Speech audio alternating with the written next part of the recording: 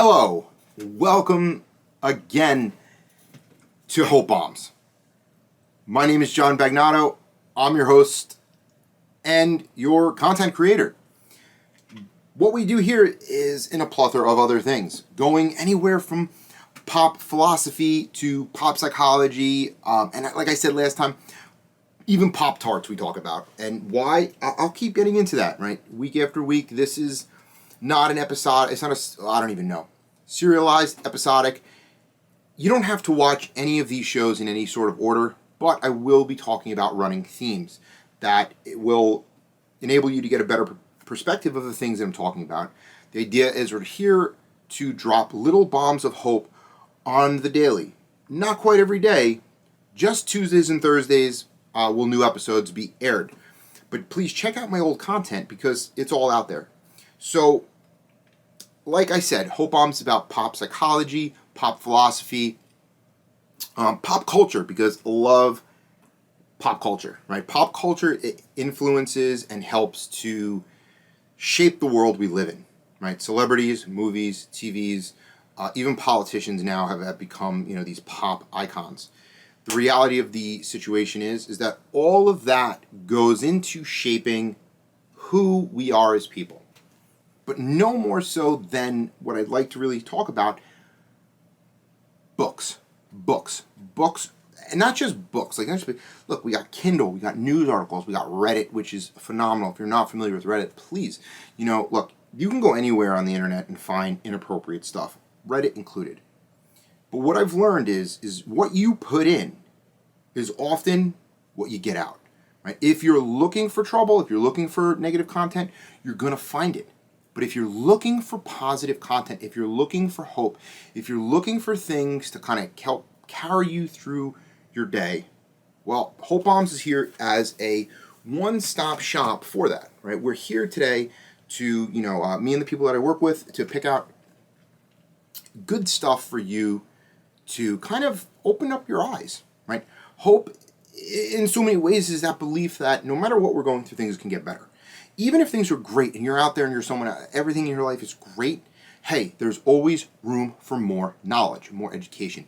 Something I was sharing about with one of my clients and one of the people that I work one-on-one with that I'm so blessed to is the idea of ongoing education.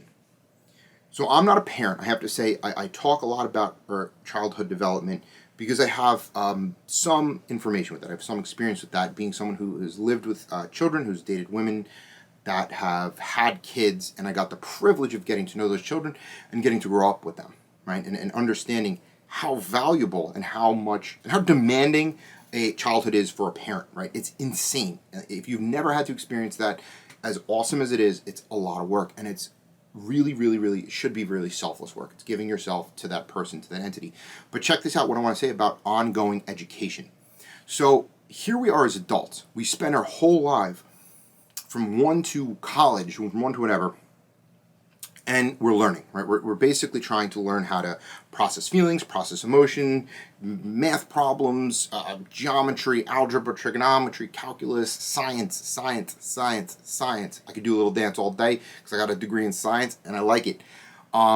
Nutrition, health and fitness, there's whatever, history, right? Very important stuff, right? Remember, history, right? History is written oftentimes by people who not necessarily took place in it. Now we're fortunate to get live writing. But you go back 100 years, not everybody, 100, 200 years even, not all everybody can read and write. Today, we're fortunate that we can now, the people living and people are part of history, the people that are making history are also writing about it, which is brilliant. But needless to say, like I said in, I believe, wherever you heard, whatever part of my podcasting journey you're on, I said in one of my last episodes, right, that how important writing is. I tried to illustrate how important writing is to everything else in our lives. Okay, so whether you're reading an article, whether you're reading something from the news, whether you're reading something on Medium, which if you're not on Medium, please get on Medium. It's an awesome platform. Medium is so great for people like myself who are a writer. The idea of being able to literally support writers that you like. And I'm talking about journalists. I'm talking about writers that reviews brilliant articles. A lot of them about, pop psychology, pop philosophy. They might not call it like that, but that's really what it is. So, medium. So, the world is built on writing. I mean, look how much we've studied ancient Egypt, the hieroglyphs, and from the earliest times that we can record someone writing, it has shaped our lives, and it's not any different than today. As much as this podcast is I'm going to talk about a lot of books because they guide what I'm saying. Really, so much this podcast is about life, and most importantly, it's about hope, and it's about dropping bombs of hope on a daily. I say at the end of every one of my episodes, do something nice for someone, and don't tell anyone you did it. Right? I'll say it again at the end, but do something nice for someone, and don't tell anybody you did it. Why is that important? Why is that important? Because when we start doing acts of kindness, right, those random acts of kindness to the world, it's a cascading effect. We don't know what someone's going through. On any given day, we don't know what someone's going through. And we need to be kind, because until we know what people are going through, where they come from, we can't really judge them. And that's one of the main things that we're here to talk about today, right? Or in every episode. But we're going to go back into books. Why? Because I love books. I read. So what do we got today? Let me look. I got, let's see what we'll pick. And if I don't do the books today, I will do them at some point. The Way to Love, maybe? Listen, small book. Lots of good stuff. You Can Heal Your Life. This is an excellent one.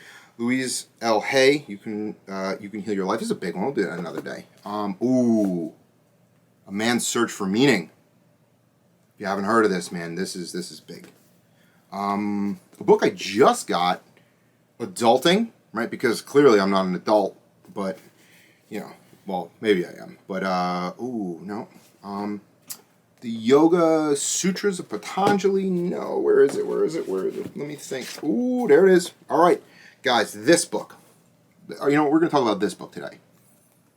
Teach yourself meditation. Right? If you're here for hope, well, the hope is it doesn't necessarily come at a cost. To live your best life, unfortunately, in case you didn't know, to live your best life, it requires some work on your part. Right? That is one of those things. As much as I like getting stuff for free, as much as I like, I'm getting help, right? The reality of the day, my life is mine to live, right? It's no one else's. And I'm here to tell you that no matter what happens to you in your life, good or bad, at some point we have to take responsibility in the moment today for our actions. Right? So our hope, in some ways, comes from our ability to pull ourselves out of whatever depression wherever mood we're in, and elevate our lives. Well, how do we do that? That's a big process. And let me tell you this. I got this book when I was, I don't want to tell you what age, but I got this book in 2003. I was going through a lot of stuff. I was going through a lot of trauma. I had was living in very bad places, and I'll go into some of these stories. And this is before my military career. And someone had told me to start meditating. Right? And for those of you that don't know me, I'm a yoga teacher. I've been a yoga teacher for a long time. I've taught well over 10,000 hours, maybe even close to 20,000 hours of yoga and meditation. And where my journey in meditation started was this book right here. And what I love about it is I have junk highlighted in here from when I was young. And I'm looking at some of the stuff that I have highlighted from when I was 20, and it's still relevant today. I'm going to read you one of these lines. So one of the things I highlighted, God, I don't know what I highlighted it for, but at some point I guess I needed it. What characteristics would you consider to be an important foundation for the spiritually based life? Check that out, man. We grow up, and it's not a religion or a religious podcast or a political podcast or any of that stuff. It's just a content-driven podcast. It's talking about things that I feel are relevant, right? Because, I identify someone that has been through some traumas, right? Childhood, adolescence, the war in Iraq, eating disorders and stuff like that. And my point is, I'm happy today. I have a happy life, right? I might not have everything I want, but I have everything I need. So the hope is that no matter where you come from in life, no matter what you've been through, if you want it, if you want to be happy, if you want to feel better, if you suffer from things, mental illnesses, drug addictions, there's people out there, there's places that can help you. And I'm here to tell you that as a testament to my life that you can be happy. But it starts with you. It starts with me, right? So when I say you, I'm actually talking about myself, because I'm the one I'm responsible for. Right? And my journey started with this book. And what I love about this book, it's so simple, and I don't even think they make it anymore, and they should, because it gives you a wonderful foundation. It's short, it's an easy read. I think it's used now for like $6. I don't know. It's TY, Teach Yourself Meditation, Naomi Ozinek, right? Naomi, I don't know if you can see that. Naomi, I don't know if it's focusing. There we go. Naomi Ozinek, all right? So, point is what is brilliant about this book is how in-depth it goes into so many different aspects of meditation, religion, so on and so forth. I mean, it goes from east to west, and spiritual. What does spiritually sound life look like? It goes into a little bit of Buddhism. It goes into my favorite, Ashtanga. Ashtanga is the style of yoga that brought us the 8 limbs of yoga, which is, I don't know if I pulled it up, but one of the other books that we'll talk about, and I'll talk extensively about Patanjali's Yoga Sutras, because it's a phenomenal read. It's a philosophical context. If you don't know anything about yoga, you don't need to. But yoga's been a part. Philosophy, first off, I'm not going to go into that. Philosophy has been a part of your life from the day you were born, whether you know it or not, and it is so important. The yogic philosophy, the 8 limbs of yoga, and how Patanjali, Iyengar, and a lot of these people brought that into not only the world, but into our culture, into the American culture, is amazing, right? And it really, you can be any religion. I say it time and time again. But the thing about meditation, and I guess the take home from this book of meditation, is any religion could do that. For so many years, I grew up Catholic. I grew up Catholic. I grew up in Brooklyn with a very Italian religious family. And I wasn't taught about meditation, right? I was taught about prayer, right? There's prayer, there's meditation. There's prayer, there's meditation. Well, what's the difference? And that's a big discussion, the difference between prayer and meditation. So, do I have the answer? Does anybody really have the answer? I don't know, because in the end, it's what you connect with, right? That's the whole thing. It's just what you connect with and what you identify with that really brings it. So for me, I believe that prayer is kind of asking for who's ever help, right? And meditation, to some degree, is just listening for the answer. It's quieting your mind. In the simplest way, it's observing your breath, meaning being a part of the spiritual or the emotion, the physical and emotional and spiritual of acknowledging your breathing. All day long, our most important life force, the breath, we do automatically. We do while we sleep automatically. We don't even think about it. But yet, it goes on and it sustains our life. Look, 2020 just happened. We know more about the breath than ever. I mean, think about how impactful breathing and not breathing, or having something on your face and breathing, how important it is. Meditation is stopping for a moment.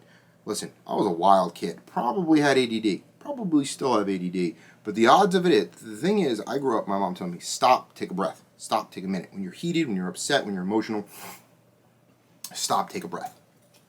And I encourage you, my listeners, I encourage you, my friends, people that are part of this, stop and take a breath at any time, because you'll notice when you take that big breath and you fill up those lungs, maybe you close your eyes, maybe you let it all, even that 1 second is literally like life-changing. It just pauses your life. It's a pause button. Focusing on your breath is like a pause button on life. You just stop for a moment and exist here and now. So if you're looking to start your meditation journal, look, there's a ton of ways. There is an app that I use that millions of people use. I'm on it. I actually teach meditation on it. It's called Insight Timer. It is brilliant. It's a free app. The content is amazing. And really what Hope Bombs is that, I have all these tools, right? It's like this big toolbox. I have all these tools in my life that I use to help me heal, grow, and change. Most importantly, hope for the future. And what I just really want to do is just pass those tools on and take what you need and leave the rest. Not everything I'm going to say in this podcast is going to be for you. It's just not. And that's okay. Take what you need and leave the rest. If you just got out of today's podcast like, hey man, this is a book, it's a breathing, it's meditation, it's an overview, hey, go pick it up. Go pick it up. Read it. Infer your own good stuff and continue to grow and heal. Right? If everything I said was awesome to you, hey, great. Phenomenal. Love it. Let's keep connecting. Keep watching my show on the regular basis. But if nothing I heard, keep coming back. Because just because you might not identify with something I say in today's episode, you might find something later down the road that I identify with. What I feel like in my life, and I truly, truly, truly feel this, and I'll end it with this. Everybody goes through different things.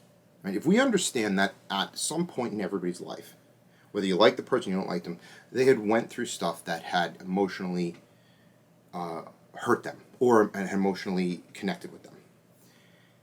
Meaning, right, you can look at some guy, let's say, just pick the political opposite that what you stand for, whatever you are, pick the opposite, and you might not like that person, you might not agree with that person, but we have to understand that that person has a separate set of values, they have a separate set of upbringings, they have a separate way of life, right? If you grew up, when I've been to Iraq, the people that I saw, the families, the good people that just wanted to live and experience life and not be terrorized, right? The people that I met overseas, they were just like me, right? They suffered loss. They had fears. So if we start to understand that everybody can identify, we might not be able to look at someone, they might not look at us, we might not look the same, we might not act the same, we might not believe the same things. But in the end, we all have the same emotions. Fear is fear. Sadness is sadness. Depression is depression. Hurt is hurt. Love is love. When we connect with that, when we understand that the breath, life, the universe, whatever higher power that you want, brings us all together in one way or another, and even if we disagree with people, we have to still understand that they are human beings, and so are animals. Sentience is so important, right? And that is what connects us. And when we can connect with each other on a vibrational, emotional level, whatever it is, we can start to heal and grow as people. And the hope is we can heal. Because if I can heal, right, you can believe that I can get better from suffering, from PTSD, from the war and all this stuff, by reading silly little things like this, right? You could do it too. The hope is in change. The hope is in growth. The hope is in being able to continue going on living in a sometimes chaotic world. A world that we might not understand. A world that might scare us. That's okay. We're not supposed to understand everything. We're not supposed to get everything. And not everything is supposed to make sense instantly. But we go on. We go on. And how do we live our best life? And for me today, and that's what I talk about, for me, is these books. Like, look, I'm looking at this book right here, The Way to Love, man. This will be probably one of my next books because it's tiny. You can see I go through it. I have my little, this is another thing I got to talk about, the Law of Attraction Planner. I'll get to that. I'm actually going to make a nice video about that because that's something special. But The Way to Love. And you think, right, Anthony DeMello, you think The Way to Love is going to be talking about something, but it's not. It's actually really talking about attachments. It's talking about attachments. It's talking about how we get attached to things, appropriate attachments. So I want you to stay tuned for more awesome episodes. I hope you enjoyed this episode of Hope Bombs. Stick around for more. And until next time, go out there, do something nice for someone, and don't tell anybody you did it. See how you feel. And if no one told you they love you today, I love you. My name is John Bagnato. This is Hope Bombs. I'll see you again soon. Thank you for listening to Hope Bombs. Please, before you leave this page today, hit the follow button, hit the subscribe button, hit the like button, leave a comment, a little red heart. Let's connect. If you want more of Hope Bombs and me, your host, John Bagnato, follow me on Instagram at Johnny Diehard, Twitter at John Bagnato, and most importantly, join my mailing list at johnbagnato.com for all new information. And lastly, I'm going to leave you on this note. Here's Satellites and Chemicals by Stealing Rome. Grab the wheel as we spin around. These satellites and these chemicals, the lights are on and you're beautiful. Life is tough and it puts you down.